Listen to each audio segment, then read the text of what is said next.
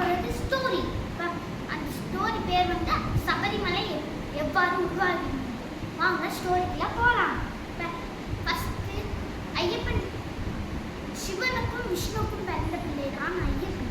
சிவன் விஷ்ணு வந்து உலகத்தில் மோகினியான எடுக்கும் போது ஐயப்பன் பிறந்திருக்காரு. சிவனும் விஷ்ணுவும் அன்னைக்கு ஒரு நாள் காடுலயே விட்டுட்டு போயிடுறாங்க. காட்டுலயே அப்ப தேசத்து மங்கத்த ராஜா வராரு. வந்து பாக்குறாரு, என்ன இது குழந்தை நடக்குது, அழுகிற சத்தம் கேக்குதுன்னு கேட்கிறாரு. அப்புறம் வந்து அவர் கழுத்துல மணி தொங்கி இருக்கனால மணிகண்டன்னு பேர் வச்சிட்டாரு. அப்புறம் அவருக்கும் 10 வருஷமாக குழந்தை இல்லாதனால் அவர் கத்திருக்கிறாரு அந்த பிள்ளைய. அவர் மனைவிக்காக அவங்களும் மனப்பூர்வமா சமர்ப்பிச்சாங்க. சொன்னனால அவங்களுக்கும் குழந்தை பிறந்தது. நெக்ஸ்ட் அவங்க எல்லாம் வித்த கற்றுக்கிட்டு இருக்காங்களா.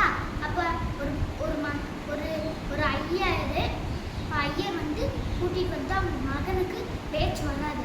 ஐயப்பன் அவன் நெஞ்சில் கையை வச்சு முழு பக்தியோட விஷ்ணுவையும் மகாதேவரையும் வணங்கி ஓம் நாராயண நமக ஓம் சிவாய நமக அப்படின்னு சொன்னார்.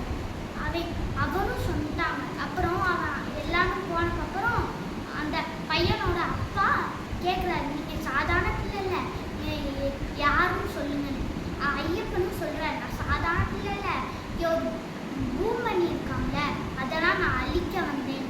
இப்போ ப்ளூலோகத்தில் நடக்குது இந்த விஷயம். இப்போ இந்திரதேவாவோட குரு வந்து ஒரு மாம்பழம் தராரு. அதை திமிர்த்தனமா இந்திரதேவா வந்து தூக்கி போட்டுட்டாரு. யானை வந்து அதை நசுக்கிடுச்சு. அதனால அவங்கள இந்திரதேவாவோட குரு, நீயும் தேவர்களும் உலகத்துக்கு போய் மக்களாகவே ஆயிடுங்க. அவரும் மக்கள் ஆகிக்கிட்டே இருக்காரு. அப்போ இதை ஐயப்பனால மட்டும்தான் சரி பண்ண முடியும். அப்போ வந்து எல்லாம் பண்ணிக்கிட்டு இருக்கும் போது ஒரு மந்திரவாதி வந்து ராஜாவோட ஒய்ஃப் கிட்ட இந்த மாதிரி ஐயப்பனை பற்றி தப்பா சொல்லிட்டாங்க. அதனால ஐயப்பன் வந்து அவங்க 2 பேரும் ஐயப்பன் எப்படி நீ பிள்ளையை ஏற்றுக்கலாம், அவர் வேற குடும்பத்து பிள்ளை தானே அப்படின்னு சொன்னாரு.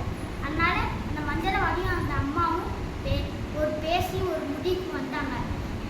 ஒரு வயிறு வலி அது பால் குடித்தா மட்டுமே சரியாகும், புளி பால் கொடுத்தா மட்டுமே சரியாகும் சொல்லலான்னு சொன்னாங்க. அதுக்கு அந்த மனைவியோட ஃப்ரெண்டு டாக்டர், அவங்கள வந்து டாக்டரை நடிக்க வச்சு வந்து பண்ணாங்க. அப்போ ராஜாவோட ஒய்ஃப் தெரியாது இவங்க சாதாரண பிள்ளை இல்லைன்னு. அதனால புளிப்பால் கொடுக்க நான் போகிறேன். ஐயப்பன் போய் பார்த்தா அந்த அறைக்கு தேவர்களெல்லாம் கொடுமைப்படுத்திட்டு இருந்தா. அப்போ அறைக்கு தவம் பண்ணி சக்தி வாய்ந்தார் அப்படின்னு நெருப்பை ஊதிட்ட ஐயப்பன் மேலே. அப்போ இந்த ஐயப்பன் வந்து நம்ம எதுவுமே அந்த ஐயப்பன் வந்து திரும்பியும் எழுந்துச்சு ஒரு இல்லம் விடுறாரு. அறைக்கு இறந்து போயிட்டா. அப்புறம் இந்திரதேவாவும் மற்ற தேவர்களும் வந்து என்னை மன்னித்துங்க, நீங்கள் இந்த சாபத்தை எங்கனால மட்டும்லாம் வேணும், இந்த மாதிரி என்னோட குரு வந்து என்னை சாபம் விட்டுட்டாரு, நான் இனிமேல் மக்களாகவே ஆவேன்னு அப்படின்னு சொல்லிட்டாங்க. அப்புறம் என்ன பண்ணோம், அப்புறம் வந்து அந்த நீங்கள் எதுக்காண்டி வந்திருக்கீங்கன்னு கேட்டாங்க ஐயப்பனை. நான் வந்து என் தாய்க்கு புளிப்பால் எடுக்க வந்திருக்கேன். அப்புறம் அந்த புளிப்பால் எடுத்துட்டு அப்புறம் அந்த புளிப்பாலை மட்டும் எடுத்துட்டு வராமல் புளி கூட்டத்தை எடுத்துட்டாரு ஐயப்பன். அதை பார்த்து எல்லாருமே ஆச்சரியம்